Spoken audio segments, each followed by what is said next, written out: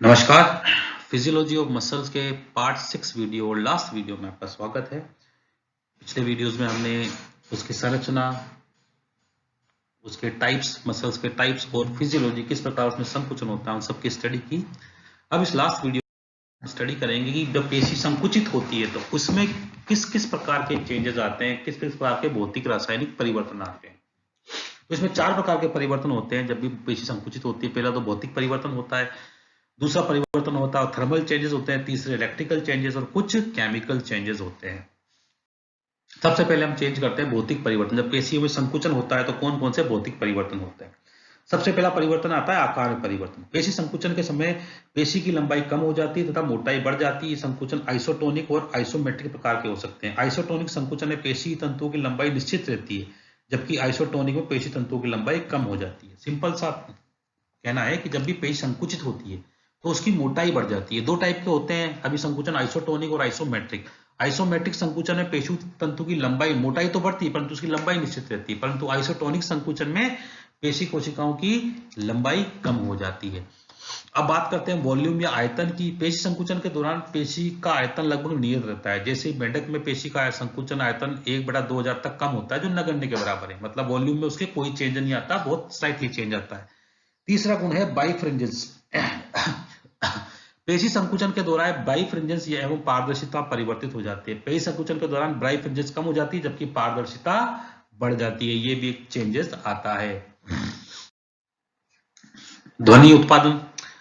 पेशी संकुचन के दौरान उत्पन्न ध्वनि को माइक्रोफोन द्वारा रिकॉर्ड किया जा सकता है। मतलब जब पेशी संकुचित होती है तो वह थोड़ी सी आवाज करती है, बहुत कम आवाज करती है परंतु करती है।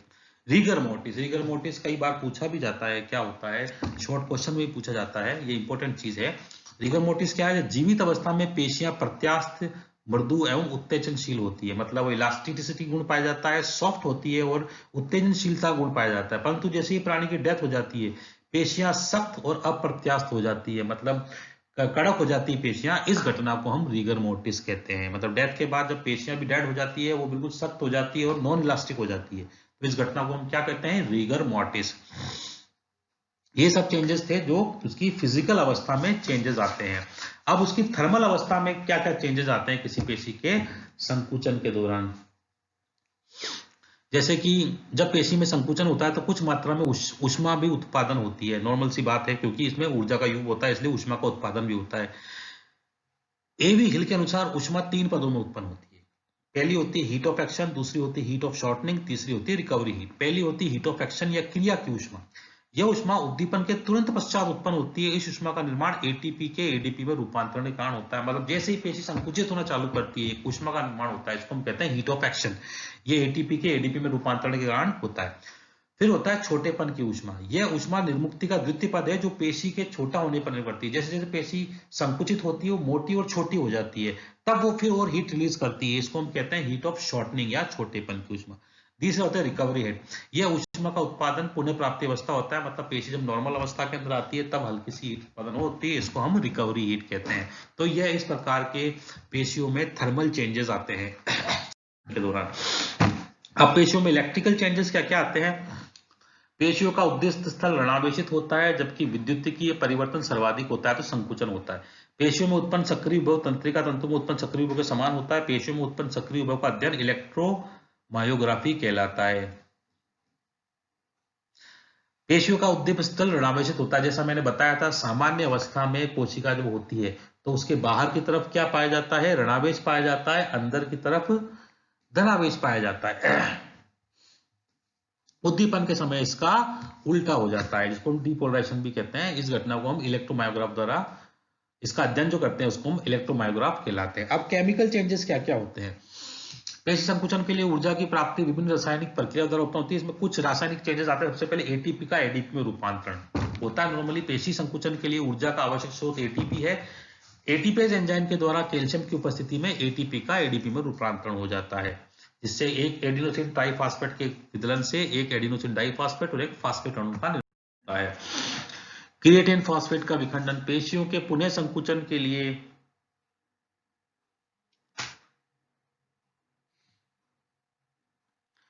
पेशियों के पुनः संकुचन के लिए एटीपी की आवश्यकता होती है, तो एटीपी के पुनः उत्पादन अत्यंत आवश्यक है। इस हेतु ऊर्जा की प्राप्ति क्रिएटिन फॉस्फेट के विखंडन से होती है। मतलब पुनः ऊर्जा की प्राप्ति किससे होती है? क्रिएटिन फॉस्फेट के द्वारा। होता क्या है? Creatine phosphate creatine phosphatase enzyme के द्वारा क्रिएटिन प्लस फॉस्फोरिक एसिड में कन्वर्ट हो जाता है। फॉस्फोरिक एसिड एडीपी से अटैच होके एटीपी का निर्माण करता है। तीसरा होता है मसल्स ग्लाइकोजन का विखंडन। पेशी ग्लाइकोजन विखंडित होकर ग्लूकोज फॉस्फेट का निर्माण करता है। लास्ट चौथी इसमें क्रिया होती है, इसमें ग्लाइकोलाइसिस को काउंट करते हैं। ग्लाइकोलाइसिस में ग्लूकोज का विघटन होकर पायरुविक अम्ल का निर्माण हो जाता है। ध्यान रखिए, ग्लाइकोलाइसिस मतलब ग्लूकोज का विघटन। एक होता है ग्लाइकोजिनोलाइसिस जिसमें ग्लूकोज का निर्माण होता है। मतलब ग्लाइकोलाइसिस में ग्लूकोज ग्लाइकोजन में कन्वर्ट हो जाता है, ग्लाइकोजिनोलाइसिस में ग्लाइकोजन ग्लूकोज में कन्वर्ट हो जाता है। ये दो एक दूसरे में अपोजिट क्रिया है। तो ये कह रहा है कि ग्लाइकोलाइसिस में ग्लूकोज का विघटन होकर पायरुविक अम्ल का निर्माण होता है। पायरुविक अम्ल O2 की एब्सेंस में लैक्टिक अम्ल में कन्वर्ट हो जाता है। अभी 20% लैक्टिक अम्ल का एरियल ऑक्सीडेशन होता है, वह ऊर्जा उत्पन्न होती है, और 80% लैक्टिक अम्ल ग्लाइकोजिनेसिस द्वारा ग्लाइकोजन में रूपांतरित हो जाता है। यकृत ग्लाइकोजन कोरी साइकिल द्वारा पेशी ग्लाइकोजन में कन्वर्ट हो सकता है। वही बात जो मैंने आपको बताई पहले। अब क्रेब्स साइकिल, जो क्रेब्स साइकिल होता है, ग्लाइकोजन के पुनर्निर्माण के लिए आवश्यक ऊर्जा की प्राप्ति लैक्टिक अम्ल के ऑक्सीडेशन से होती है।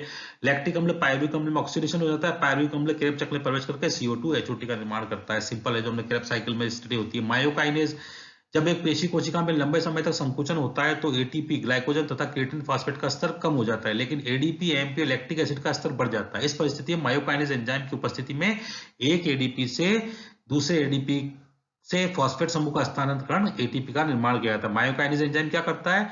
दो एडीपी मॉलिक्यूल से एक एटीपी मॉलिक्यूल और एक एएमपी मॉलिक्यूल का निर्माण करता है। ADP means adenosine diphosphate, ATP means adenosine triphosphate, AMP mean adenosine monophosphate. Actin एक प्रोटीन होता है। पेशी संकुचन से पहले एक्टिन गोलाकार रूप में होता है, जिसे जी एक्टिन कहते हैं। संकुचन के समय जी एक्टिन बहुलीकृत होकर एफ एक्टिन में रूपांतरित हो जाता है। संकुचन की समाप्ति के पश्चात एफ एक्टिन पुनः जी एक्टिन में रूपांतरित हो जाता है। इस रूपांतरण हेतु आवश्यक ऊर्जा एटीपी द्वारा प्रदान की जाती है। ये हम पहले पिछले वीडियोस में। अब होता है एक्टिव मायोसिन। संकुचन समय एफ एक्टिन मायोसिन से बंधित होकर एक्टोमायोसिन का निर्माण करता है। संकुचन के पश्चात एक्टोमायोसिन विपाटित होकर वापस एक्टिनोमायोसिन में कन्वर्ट हो जाता है। पीएच में चेंजेस आते हैं। प्रारंभ में एटीपी विघटन के कारण पीएच का मान कम हो जाता है, फिर क्षारीय क्रिएटिन की निवृत्ति के कारण पीएच के मान में फिर वृद्धि हो जाती है। अंत में लैक्टिक अम्ल के निर्माण के कारण पीएच फिर पुनः कम हो जाता है। इस प्रकार इसमें पीएच में भी वेरिएशन आता रहता है। अब कैरेक्टरिस्टिक्स ऑफ मसल्स, पेशियों के लक्षण क्या है? पेशी संकुचन का रिकॉर्ड अध्ययन काइमोग्राफ यंत्र के द्वारा किया जाता है। पेशी संकुचन के अध्ययन तो सामान्यतः गैस्ट्रोनियस पेशी का उपयोग किया जाता है। अब इसके क्या क्या लक्षण हम आगे पढ़ते हैं, जैसे सिंगल मसल ट्विच या एकल पेशी स्फुरण। ये क्या कहता है कि जब पेशी से संलग्न तंत्रिका को उद्दीपित किया जाता है तो एकल पेशी स्फुरण कहते हैं। इसे स्फुरण से प्राप्त होकर 3 अवस्थाएं देखी जाती है। पहला गुप्त काल, संकुचन काल और विश्रांति काल। गुप्त काल में क्या होता है? पेशी उद्दीपन और पेशी संकुचन के प्रारंभ होने के मध्य लगने वाला समय गुप्त काल कहलाता है।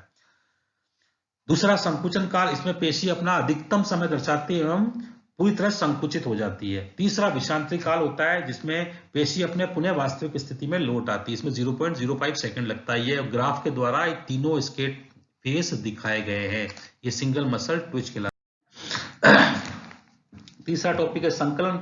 जब पेशी को संकुचित अवस्था में ही दोबारा उद्दीपित किया जाता है तो इस घटना को समेशन या संकलन कहते हैं। मतलब पेशी संकुचित हो रही है, वापस से दोबारा उत्तेजित हो जाए तो ये घटना क्या कहलाती है? संकलन या समेशन। इस प्रकार द्वितीयक संकुचन प्रथम संकुचन में जुड़ जाता है और पेशी और छोटी हो जाती है। ये भी ग्राफ द्वारा दिखाया गया। पहला फर्स्ट स्टिमुलस हुआ है, फिर दूसरा और सेकंड स्टिमुलस आ गया, जिससे समेशन हो गया।